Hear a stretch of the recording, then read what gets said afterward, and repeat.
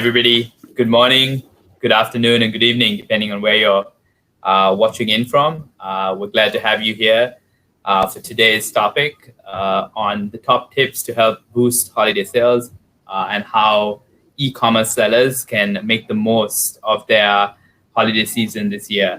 We have a great panel here together. I'll introduce myself first. I'm Robbie, and I lead Payoneer's partnerships here in the Bay Area, California. I'm going to go around the virtual room first. Neil, would you like to introduce yourself? Yeah, absolutely. Hi, everyone. Good afternoon. Hope everyone's doing well today. Hi, I'm Neil, Managing Director of Regional Express here in the UK. Regional Express are a one-stop shop for e-commerce sellers who are looking to expand to the European marketplace, and we offer a variety of services from VAT compliance to freight forwarding, warehousing, fulfillment, and so on. So nice to meet you all, and yeah, hello. Great to have you, Neil. Maria, would you like to go next? Sure. I'm the Director of Operations for Walmart Canada's Marketplace, and I'm really happy to be here and share some key tips on being successful this holiday season, and what a holiday season is going to be. Pretty unprecedented. So very excited to be here and look forward to any questions as well. Great. Thanks, Maria. Austin, tell us a little bit about yourself. Thanks, Rob. I'm Austin Hangler. I'm Director of Supply and Global Operations at Tophatter.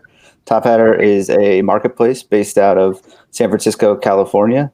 We serve about 20,000 sellers on a monthly basis to help sell their inventory, and have about 40 million app downloads across the Google Play and US, or in the Apple Store. Great. Thanks, Austin. So I'm going to dive right into it. This year, as Maria said, is going to be pretty unprecedented. It's going to be, if the first 9 months are anything to go by, there's going to be a lot of challenges, a lot of opportunities for sellers, marketplaces, and logistics companies to tackle together in order for it to be successful. Recent research that just came out from DaVinci Payments and Salesforce show that over 70% of US consumers intend to shop online and do a majority of that shopping online, far more than was taking place in the last holiday season. How is that going to affect kind of e-commerce sellers, and what can they do to be successful? Maybe we'll start with Maria first, and then Austin and Neil would really like to hear from you, both from your marketplace and logistics experience, what that might look like for sellers. So Maria, over to you. Absolutely. So I think this year, given the volume, and if we can take any sort of notice from what happened in wave one back in March in terms of demand and just the strain on the various carriers and the delays at the border, I would say that one key tip is to diversify your carrier options. Make sure you're not stuck with just one. They tend to be overloaded in terms of capacity. And the more you have, the more likely you're going to be able to deliver on the customer promise and get their goods to them on time. Also, along that vein, be honest with your lead time. Put a bit of a longer lead time if you need extra time. The worst thing you can do during the holidays is disappoint a customer that doesn't get that present on time. And in that light, offer express options. So if you have the ability to, customers will pay, at least in Canada, I can speak from experience, they will pay a bit extra to get that product there on time.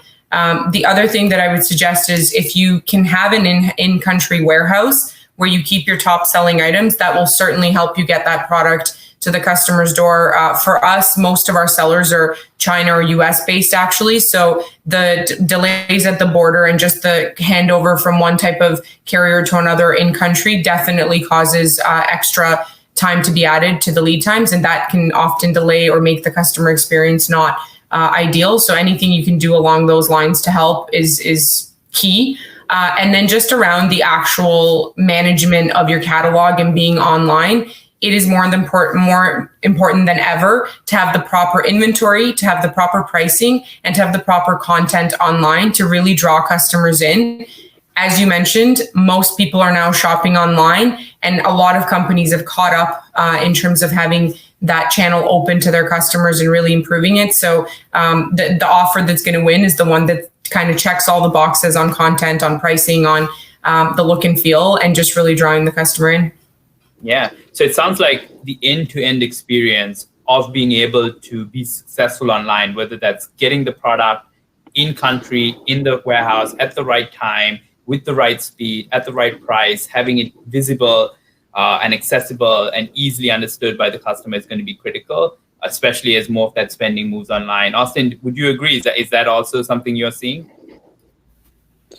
Yeah, definitely. And honestly, I think the big question here is, do we expect these demand signals to continue throughout the holiday based on some of the things that are going on in the environment and in the various economies? For us, and I speak mostly on the demand side from the U.S. perspective, we continue to see really, really strong demand, and it's honestly the supply, as you might guess, that is our biggest challenge right now. So many of the things Maria mentioned, specifically around diversification, whether that be with logistical operations or with marketplaces, just keep in mind, because we still see the demand signals are way up. I predict in the U.S. that they'll continue to stay there as we get through, the early part of November, and there's like some more stimulus conversations that are definitely imminent. And I don't think that you're going to see the U.S. market skip a beat when it comes to holidays. Now, 2021, who knows what will happen, but definitely keep an eye on your carriers, and keep an eye on the new marketplaces and all the other marketplaces that may be a little bit adjacent, because it should be a high demand, high time. Got it. And Neil, from a logistics perspective, it seems like that's a critical factor for success, right? Fulfillment, getting the products in the country, getting it to consumers on time. How do you see it? Being on the ground, in the logistics space, what are the main challenges that sellers need to think about? Yeah, so I completely agree with what Austin and Maria have said. We encourage sort of sellers at the moment, try and store your goods locally in country if you can, rather than look at sort of cross-border delivery options at the moment, because as we've said already, the demand, the volumes, there's no sign of that letting up, and it's increasing week on week at the moment as we approach the holiday season. And with sort of capacity being an issue this year because of obviously restrictions surrounding COVID, and we're seeing fewer flights, fewer trucks, and it's just very important to ensure you have goods locally so you can offer that sort of express or 48-hour service where you can, rather than a sort of potential slower cross-border solution that may ultimately get held up en route or in customs as demand increases and capacity for sort of work at ports and so on sort of becomes a bit stuck and a bit sort of glued together. Really, we're seeing that in ports here in the UK already, where like Felixstowe port's at capacity, and it's delaying the arrival of vessels, containers, etc., etc. Right. So again, lots of challenges in the logistics space. That sounds like there's a lot of high activity. Getting it into country, almost a bottleneck in slowing things down. Whether that's custom operations and them stopping some types of products. I know specifically for the US, some COVID-related products early on that were kind of high demand, whether those masks or sanitizers, they were getting stopped. Do we see, with the pandemic evolving, flu season coming up, resurgence in the US, second waves in other parts of the world, do we see another emergence of those kind of products being in high demand and similar challenges taking place? Or have we learned well enough now? Do we know how to handle it? What do you guys think? Neil, we'll start with you. I think especially from a sort of European perspective, we've obviously learned a lot since sort of March, April time, when the initial lockdown sort of came into effect over here. We now seem to have good volumes of PPE. We have continually been bringing it in throughout the year since the initial sort of outbreak.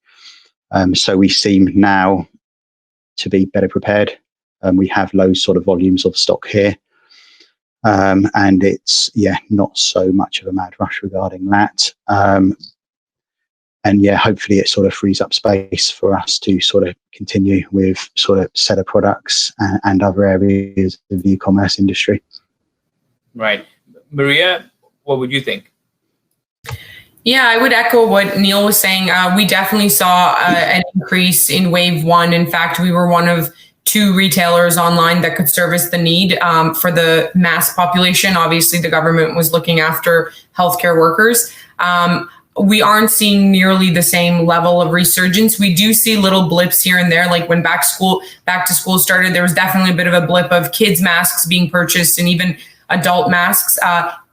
Recently, as in September, we had a bit of a paper shortage again, so toilet paper and paper towels. And so again, we saw a little bit of a blip where customers were looking for that product online versus just purchasing it during their weekly grocery shop. So I think we're going to continue to see those little blips here and there as the situation changes and evolves in the market. I know in Canada, for instance, recently they were saying that, healthcare workers might actually need more serious N95 type protection. The virus might be airborne, so on and so forth. So I think as situations change, you might see a resurgence of demand in some areas, but I certainly don't see it going as high as it did back in March. And I certainly don't think the demand from any one retailer is going to be as great. The market's also quite saturated now with product. Every single retailer has PPE to offer. So I think we're well set up to handle the demand this time around. Austin, what say you? Is it going to be as smooth this time? Yeah, I think it'll be smoother, but I think in some respects, we haven't really even seen the peak of this taxonomy for this type of product, I think. And what I mean by that is when this first started, we had a launch of like very, very basics, the hand sanitizers, the masks, the ones that you see sitting around and the ones that everybody's talking about. But what we've seen an emergence of, and what's made this the biggest category right now on Tophatter is different utilities of these types of products. So for example, they're creating fashionable type masks, and people are keeping, some of the PPE product in their home, in storage, in different places. So I believe that it's going to be a while yet, especially in the U.S. as things like tend to kind of move a little bit slower, I think, throughout, or at least have a longer breadth because not everybody picks up things at the same time. So I expect while we won't necessarily be as shocked by it, it will still be a huge category throughout this season in 2021. Right. So I do want to get a little bit more granular in a second, but just to stay with that kind of macro picture and to bounce back to you, Austin, a question and a prediction you made that you expect demand to grow and strong demand to continue through the year. Is that really going to be the case? If you look at, unemployment, rising and continuing to rise, stimulus conversations are happening in the US. There's resurgence from a health perspective that's still going on. There's layoffs that happen, in the tourism and travel industry that continue to persevere as this pandemic, drives on. Are those macro kind of socioeconomic factors going to drive a drop in consumer spending? Will more of it be online essentially, but just less spending overall? What do you think? Yeah, I think what we see, and it's a really good question, obviously. I think what we see, and it might be even more magnified for us as a marketplace because we're considered kind of a value shopping marketplace, is that the peaks in demand are much more acute than the potential like kind of trends of falling off. So, for example, especially as you hit the holiday season in the US market, you're going to see that people still stick around in one way, shape, or form because they're not going to give up on the holidays. And you'll see some quick spikes through stimulus things just to kind of get people through this time.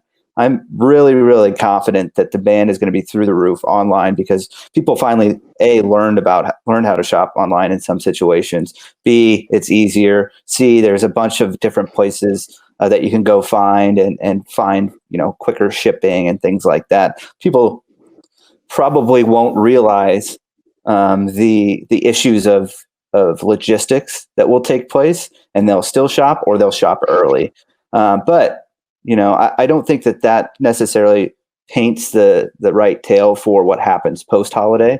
Things could be grim, to be a little bit, to be a little bit grim myself in January, February.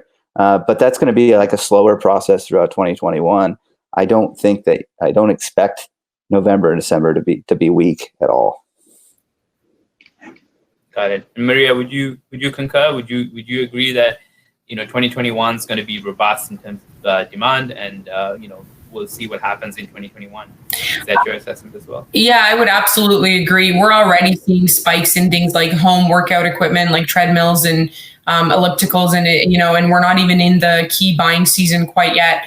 We're definitely seeing that trend, and we usually take notice from what kind of happens in Australia throughout their winter. And certainly they've had a very strong selling season throughout their winter. And as more people in Canada, in Australia, and the US, across the world, look to replace experiences such as traveling to places or taking vacations with things to do at home, whether you have kids or you don't, or you're just into, trying a new sport, you're going to spend more money on the things because you can't do it on the experiences. So I think for sure, November, December this year, we're not going to see any dip. In fact, we're going to see likely an increase in sales online. And then to Austin Point's, might be a slightly different story going into January and into the new year.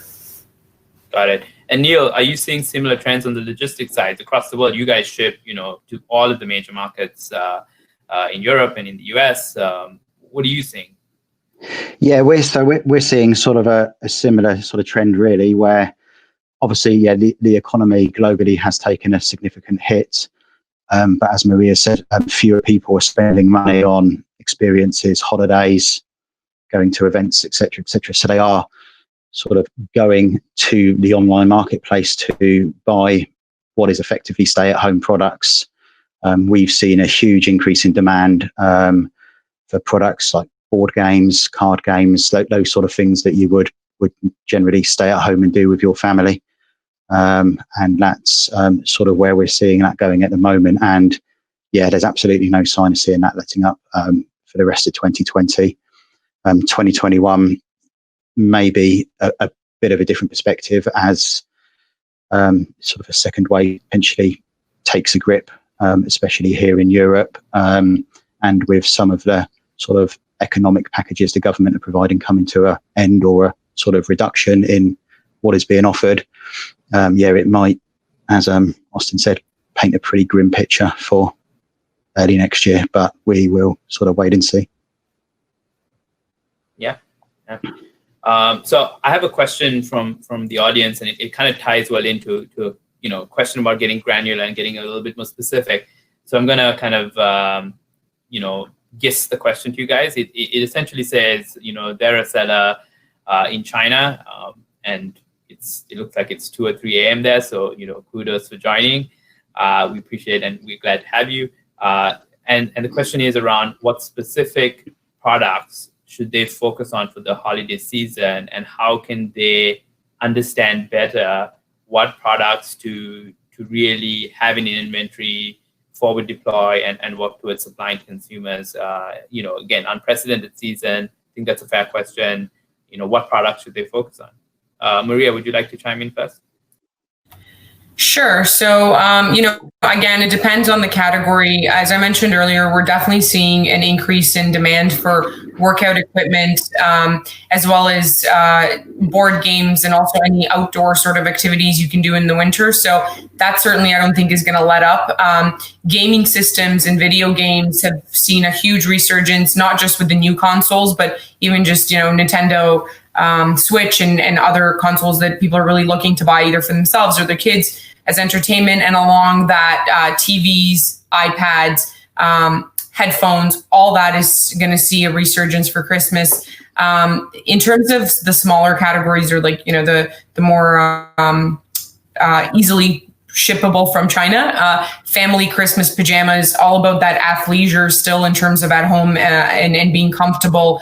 And then certainly hot toys. So everyone's pretty much released their hot toys for the season book. I would certainly have a look at that and see, maybe if it's not that exact item, but something similar the parents would be looking for to purchase. Those are all kind of category specific things we're seeing early indication of selling well. And then, I would say, depending on which marketplace you work with, certainly reach out to their key account management team and understand better where they're trying to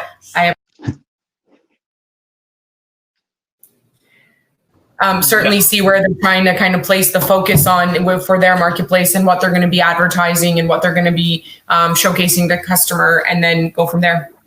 Yeah, that makes sense. And Austin, Tophatter also, has some insight into this space. Like, what would you say, are the products sellers should focus on for the holiday season? Yeah, and I hate to plug Tophatter here. That's not what we're here to do, but that's my experience and most of my knowledge. But, we actually have a really good place, which is just our homepage, our feed, which is where we sell everything. We're a discovery marketplace, and you go in and you can see in real time the volume and prices of things that are going through and working for sellers, and you can decide if they work for you. Ultimately, for us, 80% of our marketplace is direct from China to the US. And given all of the supply constraints, from January to March, April, even into the summer, from China to the US, there have been some things that have unlocked and opened up with carriers specifically around partial tracking for lightweight items to get over to the US very affordably. So even though it's not super holiday focused, that's definitely an opportunity from that market right now. Also, given the fact that in the future that those opportunities may not exist, given tariffs and trade wars and whatever you want to talk about there that I don't know much about, but you have to be prepared for anyway. Got it. And Neil, I think this also has a logistics element to it, right? Like the specific products that Maria and Austin are speaking to, kind of athleisure, things for entertainment in the house, and kind of the whole work from home trend. How does that affect logistics? Do you see challenges with any particular product line? Is there anything sellers need to look out for? What really is the challenge there for sellers? Yeah, I mean, as we're approaching the holiday season, we're seeing a sort of a large inbound of those maybe sort of lower value type of products and goods rather than your sort of premium high value goods. So effectively products that you would potentially gift to someone over the holiday period. So, those sort of lower value, maybe toys, games, clothing, cosmetic products, all those sort of products where you can quite easily sort of just buy one or two units online. And that's what we're seeing sort of move out of our warehouses at the moment, rather than maybe sort of premium clothing, premium shoes and so on and so on. Right. So I think, one thing that I'm seeing in the chat that's coming to me is, connecting with big marketplaces and getting information on product trends and advice and support is challenging as a new, it seems like, or a smaller seller. Is some of the comments that I'm seeing. How can they help? How can they get support to manage that during peak season is one of the questions. Austin, do you want to go first and share your perspective on what new or emerging sellers can do to get connected and get the right support to be successful? Yeah, and fortunately, especially on some of the smaller marketplaces, that may be a little bit riskier, but they're newer. The software is so good. Everything seems to be up to date with FAQs because it's a just an easier playground to play in. So while it may make you do a little extra work, a lot of these places, will make it relatively simple for you to get started and get your foot in the door. I also wouldn't be afraid to be that squeaky wheel right now. My support team, my account management team is going to be very upset with me for saying that, but there's no reason, to kind of sit back and wait for people to come help you. Ultimately, if you have some value to add, or, a lot of times you'll just have, good support people at some of these places. I don't know, maybe the biggest of all marketplaces out there doesn't have that, but I think normally you'll see that there's good support on the side if you're willing to do the work and be that squeaky wheel. Maria, thoughts from you? Yeah, I completely agree with Austin.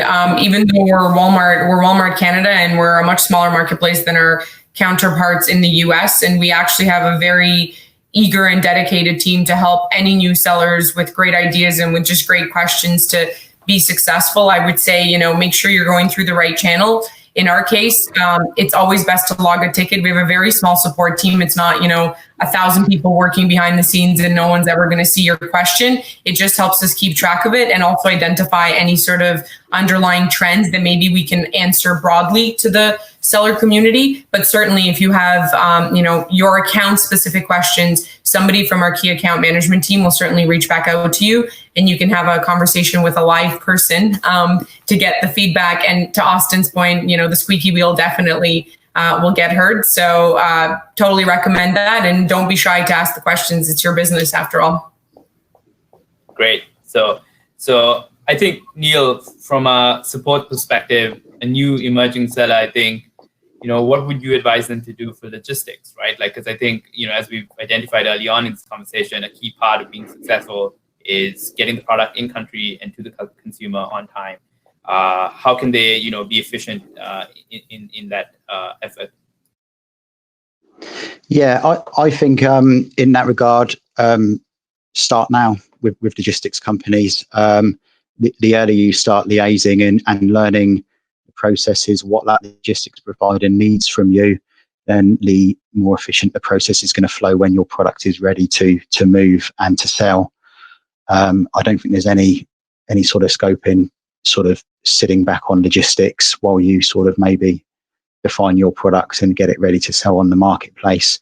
Liaise with logistics providers as early as possible, understand your costs as well from them, so you don't have any sort of nasty surprises as and when you do start to sort of sell your product and get hit with sort of unknown express delivery charges, etc., etc. So I think the key is, start now, contact a provider such as ourselves, and we're all more than happy to help, talk you through the process and get your product to market as quick as possible. Because end of the day, that's the key. You're not making any money unless your product's on the marketplace. Yeah. Makes sense. So it sounds like start early, start planning, get talking to both logistics and marketplace teams, and ensure that you have the right products at the right time, delivered to consumers, and always plan ahead to ensure that you have thought of everything to be successful. And when in doubt, ask, be that squeaky wheel, reach out and connect. So, I know we just have 2 minutes left, and we've just got one question that popped up. How would you reach more people to your website and provide more sales leads? So I think this is more about driving consumer demand potentially. And I think we'll take 30 seconds just to go around the room real quick before the session finishes. Austin, do you want to go first really quickly? Like, how would you help share with Wayne here, how we might reach out to more people to a marketplace website and drive more sales? Yeah, I think that if that's something you haven't done yet, the first way to do it is kind of in a grassroots way.